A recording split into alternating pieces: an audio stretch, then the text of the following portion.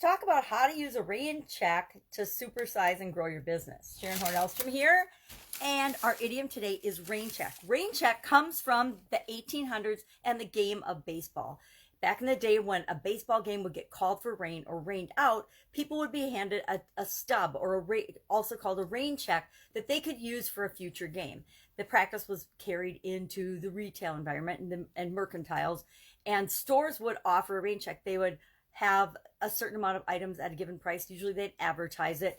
And when they ran out, because they got a rush on the store more than they had anticipated, they would give customers a rain check or a coupon or a ticket or some form of notification. They were actually called rain checks when I was little. They'd give you a rain check, and then you could come back when they got more in stock and you could buy it for the price, the sales price that they were offering. Now that led to the practice of advertisers using a bait and switch, which I believe is now illegal and still illegal, to offer a really, really low price. I mean, what do they say about Thanksgiving Day sales? They have to limit and show how many quantity they have of everything to get around the old bait and switch things. But they would offer you a really, really low price to get you in the store on something. They'd only have a few. They'd sell out right away. And so then they would switch another item that was more expensive, of course, or an item that was different of lesser quality, and that was called bait and switch. Not a good business practice. Would never tell you to use a bait and switch in place or in lieu of a rain check for people. Now, I think the practice of rain checks, it's more, in my experience, it's been more, hey, I'll take a rain check on that, meaning I will come back and do it another time, or I will go to the game at another date. I will participate in that activity when I don't have other plans or when I don't have other commitments that I need to live up to. I've seen it, and I've actually used it in that form a lot more often. I don't know that I've ever given anyone a literal rain check. Maybe I gave them a coupon for something.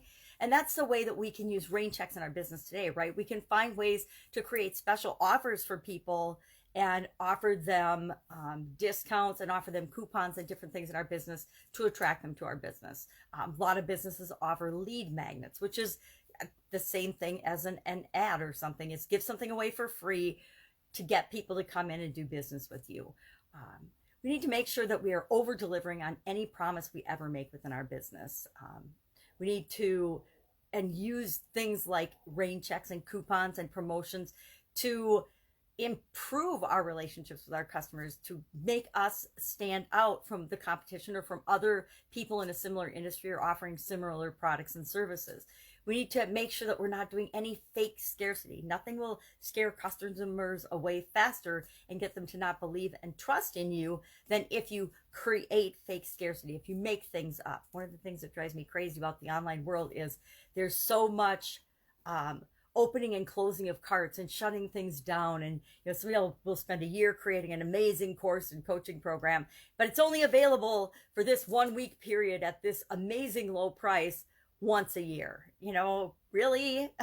I think savvy customers are starting to see through some of those tricks and those marketing ploys, or maybe not. I don't know. So rain check. Love to know your personal experience with the rain check. Have you actually ever gotten one? I think when I was younger, I actually got one for a book or something. And I can't remember the details around it, but I remember for something, because I actually got a physical rain check in my hand. It was a little green and lined ticket stub thing that said, hey, you can come back and buy this when it comes in.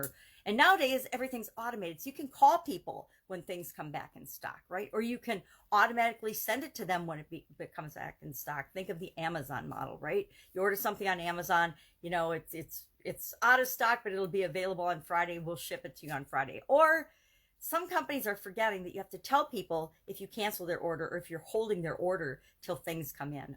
Just had a recent experience ordering something and didn't come. And then when we finally contacted the company, they're like, oh, we're waiting for one more. You ordered 4 and we're waiting for 1 before we ship your order out. I'm like, all right, cancel the 1, ship my order out, right? I don't need 4 right now. I did need 4 right now, but I wanted the 3 so I could get started on the project. So make sure that you're using rain checks, offers, and things to shine a good light on you and your organization at all times. That's how you grow and supersize your business. So our idiom for today, I'll be with you tomorrow with another interesting idiom. What does it mean? Where does it come from? And how might you use it in your business right now? Take care.